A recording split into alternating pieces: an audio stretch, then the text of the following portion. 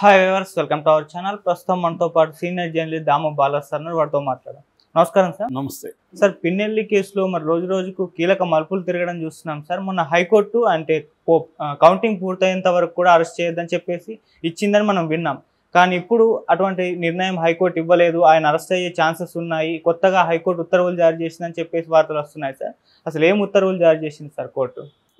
యాక్చువల్గా పిన్నెల్లి మొన్న మనకి ఒక ఊరట వచ్చింది. ఎందుకంటే పిన్నెల్లి మీద లుకౌట్ నోటీసులు జారీ చేసింది. సో ఎలక్షన్ కమిషన్ చాలా సీరియస్గా తీసుకునింది, దీన్ని తీసుకొని పిన్నెల్లిని అరెస్ట్ చేయమని చెప్పింది. యాక్చువల్గా అది 13వ తేదీ జరిగిన సంఘటన. 8 రోజుల తర్వాత ఆ వీడియో బయటకు వచ్చింది. సో దాని తర్వాత ఈసీ సీరియస్గా నిర్ణయం తీసుకొని పిన్నెల్లిని అరెస్ట్ చేయమని చెప్పింది. పోలీసులు ఇక్కడికి వచ్చారు హైదరాబాద్కి. ఇక్కడ డ్రామాటిక్గా ఆయన తప్పించుకున్నారు. దాని తర్వాత ఆయన విదేశాలకు వెళ్ళిపోతారని కూడా అన్నారు. బట్ ఆయన ఎక్కడికి వెళ్ళలేదు, కోర్టుకి వెళ్ళారు. ఆయన కోర్టులో ముందస్తు బెయిల్కి వేశారు. ఆయనతో పాటు యాక్చువల్గా అస్మిత్ రెడ్డి, జేసీ అస్మిత్ రెడ్డి వేశారు. తర్వాత నర్సరావుపేట ఎమ్మెల్యే అభ్యర్థి గోపిరెడ్డి శ్రీనివాసరెడ్డి కూడా ముందస్తు బెయిల్కి వేశారు. ఎందుకంటే వీళ్ళిద్దరి మీద కూడా కేసులు ఉన్నాయి, వీళ్ళిద్దరిని కూడా అరెస్ట్ చేసే అవకాశం ఉంది. పిన్నెల్లి తరపున senior supreme court advocate Niranjan Reddy వాదించారు. ఆయన ప్రధానంగా ఏం చెప్పారంటే, ఇది లోకేష్ విడుదల చేసిన ఈ వీడియో ఏదైతే ఉందో ఇది మార్ఫింగ్ వీడియో అయి ఉండవచ్చు, దీన్ని బేస్ చేసుకొని అరెస్ట్ చేయడం కరెక్ట్ కాదు. ఎలక్షన్ కమిషన్ దగ్గర వెబ్కాస్ట్ వీడియోస్ ఉంటాయి కదా, అది ఎట్లా ఒకవేళ అది పోయింటే అది ఎట్లా బయటికి పోయింది, సో అంతకుముందు ఏం జరిగింది ఇవన్నీ కూడా చూడాల్సి ఉంది.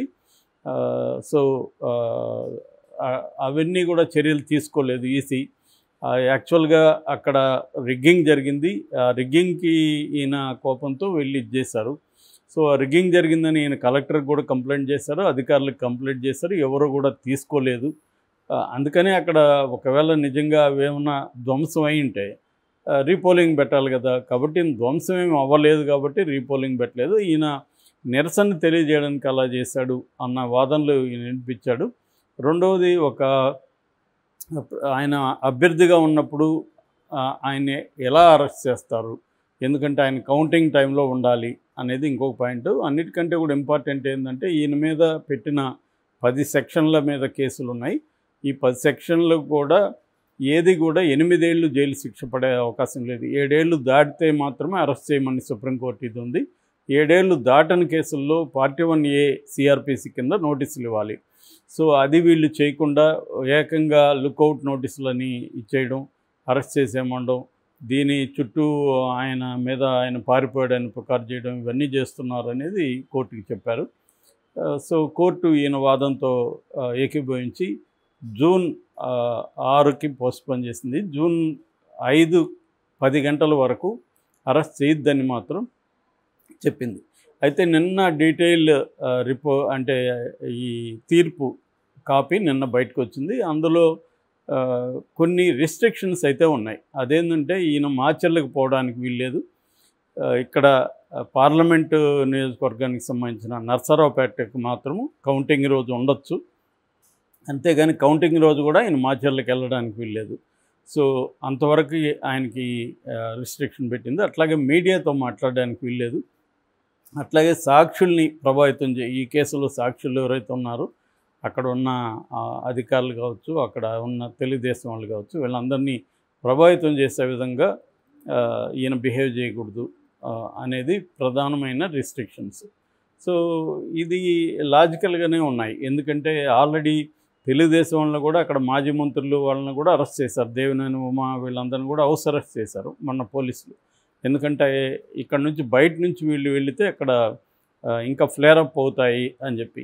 సో అలాగే పిన్నెల్లిని కూడా అక్కడ ఆపింది కోర్టు. తీర్పు లాజికల్గా ఉంది, రీజనబుల్గా ఉంది. ఎందుకంటే ఒక అభ్యర్థి కాబట్టి కౌంటింగ్ వరకు ఆపారు, కౌంటింగ్ తర్వాత అరెస్ట్ చేయొచ్చు. రెండోది, పిన్నెల్లికి స్పెషల్గా ఏమీ లేదు. తెలుగుదేశం అభ్యర్థి అయిన అస్మిత్ రెడ్డికి కూడా ఇదే వర్తిస్తుంది. సో అట్లాగే గోపిరెడ్డి శ్రీనివాసరెడ్డికి కూడా ఇదే వర్తిస్తుంది. సో బ్రాడ్గా ఆలోచించి అక్కడ వరకు ఆపినట్టుగా తెలిసింది. సో ఈ రిస్ట్రిక్షన్స్ని ఈయన ఫాలో అవుతాడా అనేది ఇప్పుడు ఇంపార్టెంట్. ఎందుకంటే ఆయన ఆల్రెడీ నిన్న ఒక టీవీ ఛానల్కి ఇంటర్వ్యూ ఇచ్చాడు. మరి ఇంటర్వ్యూ ఇవ్వడం కరెక్టా కాదా అనేది ఇప్పుడు మళ్ళీ దీని మీద పోలీసులు కానీ లేదా తెలుగుదేశం వాళ్ళు కానీ మళ్ళీ కోర్టుకు వెళ్ళే అవకాశం ఉంది. ఆయన మీడియాతో అన్నా కూడా ఈ కేసుకు సంబంధించి ఆయన నిన్న మాట్లాడుతున్నారు. సో అని చెప్పి నిజానికి ఆయన మాట్లాడాల్సిన అవసరం లేదు. ఎలాగో వైసీపీ వాళ్ళు వాళ్ళ అఫీషియల్ వెర్షన్ ఏదో చెప్తున్నారు. దీన్ని ఆయన ఇలా చేయడాన్ని ఖండిస్తున్నాము. బట్ ఆ వీడియో లోకేష్కి ఎలా వచ్చింది, దాని మీద ఈసీ చర్య తీసుకోదా అనేది వాళ్ళు అడుగుతున్నారు. అంటే ఈసీ దగ్గర నుంచే కదా వెళ్ళాలి. ఈసీ కంట్రోల్లో ఉంది ఆ బూత్. ఈసీ కంట్రోల్లో ఉన్నప్పుడు ఆ ఫుటేజ్ లోకేష్కి ఎలా వచ్చింది? లోకేష్ ఏం చేశాడంటే దాన్ని డాక్టరింగ్ అంటారు. అంటే ఎంత కావాలో అంత, ఎలా కావాలో అలా దాన్ని చూశాడు తప్ప దానికి ముందు ఏం జరిగింది, దాని తర్వాత ఏం జరిగింది అనేది ఫుటేజ్ లేదు. సో అది లేకుండా ఇది మాత్రం రిలీజ్ చేయడం అంటే ఘోరం. అంతకుముందు ఏం జరిగిందంటే యాక్చువల్గాని వీళ్ళు కొంత ఫుటేజ్ రిలీజ్ చేశారు వైసీపీ వాళ్ళు. అంతకుముందు యాక్చువల్గా రిగ్గింగ్ చేశారు తెలుగుదేశం వాళ్ళు, ఎవరిని రానికుండా. ఈవెన్ వైసీపీ ఏజెంట్ని కూడా తరిమేసి వాళ్ళు రిగ్గింగ్ చేసుకున్నారు. దానికి ఆగ్రహంగా ఆయన వెళ్ళి రిగ్గింగ్ చేశారు కాబట్టి వివి ప్యాట్లను ఈవీఎం మిషన్లను కిందికి ఇసిరేసాడు కోపంతో. అది ఆయన చేసిన తప్పే, కానీ ఆయన్ని అలా చేయడానికి ప్రేరేపించిన తెలుగుదేశం చర్యలు ఏంటి? సో ఈయన కంప్లైంట్ ఇచ్చాడు, తర్వాత గవర్నర్తో కలెక్టర్కి కూడా ఫోన్ చేసి మాట్లాడాడు. ఇవేవి కూడా ఎవరు కూడా పట్టించుకోలేదు. సో అందుకనే ఆయన ఫ్రస్ట్రేషన్తో వెళ్ళి చేశాడు. ఆయనది నేరమైనప్పుడు మిగతా అంతకుముందు జరిగిందంతా నేరం కాదా అనేది వాళ్ళు ప్రశ్నిస్తున్నారు. అది కూడా రీజనబుల్గా ఉంది. ఒకవేళ అదే నిజమైతే వాళ్ళు చెప్పే వెర్షను, ఆ వైపు కూడా ఈసీ చూడాలి. ఇక్కడ ఏంటంటే నేను ముందు నుంచి చెప్తున్నా, ఈసీ కొద్దిగా ఉండాల్సినంత యాక్టివ్గా ఉండకపోవడం, తర్వాత కొన్ని చోట్ల వైసీపీకి అనుకూలంగా కనబడడం, కొన్ని చోట్ల తెలుగుదేశం కూటమికి అనుకూలంగా కనబడడం అనేది జరుగుతుంది. ఎందుకంటే ఇద్దరు కలిసి ఆరోపిస్తున్నారు ఈసీ మీద. ఇద్దరు రెండు వైపుల నుంచి ఈసీ మీద ఆరోపణలు ఉన్నాయి. ఒకటేమో తెలుగుదేశం ఈసీ మీద ఆరోపణలో ఒక కోణం ఏం కనబడుతుందంటే ఒక ఆక్రోశం కనబడుతుంది. అంటే మేము బీజేపీతో కలిసినప్పుడు ఈసీ మాకు కదా అనుకూలంగా ఉండాలి, మాకు అనుకూలంగా లేకపోతే మేము ఎందుకు కలవడం అన్న ఒక ఆక్రోశం తెలుగుదేశం నాయకుల్లో కనిపిస్తుంది. ముఖ్యంగా మనం మీడియాని కానీ పరిశీలిస్తే వాళ్ళు ఎంతసేపటికి ఆక్రోశాన్ని ఏదో ఒక రూపంలో ఆంధ్రజ్యోతి ఈనాడు రోజు చేస్తూనే ఉన్నారు. అలాగే అటువైపు సాక్షి అండ్ వైసీపీ నాయకులు కూడా ఈసీ మీద ప్రధానమైన ఆరోపణలు చేస్తున్నారు. నిన్న రాంబాబు కోర్టుకు కూడా వెళ్ళాడు. ఎందుకంటే వాళ్ళు అక్కడ అనేక చోట్ల తెలుగుదేశం రిగ్గింగ్ చేసింది, మేము కంప్లైంట్ ఇచ్చినా కూడా వీళ్ళు పట్టించుకోవట్లేదు, అదే తెలుగుదేశం వాళ్ళు ఇస్తే మాత్రం మా వాళ్ళని అరెస్ట్ చేస్తున్నారు అనేది వీళ్ళు చెప్పారు. అంటే ఓవరాల్గా తీసుకున్నప్పుడు పల్నాడుకి మార్చిన ఎస్పీ కృష్ణదేవరాయల ఫ్రెండ్ అని చెప్తున్నారు. అతని వల్లనే ఇదంతా జరిగిందనేది వైసీపీ వాళ్ళు ఆరోపిస్తున్నారు.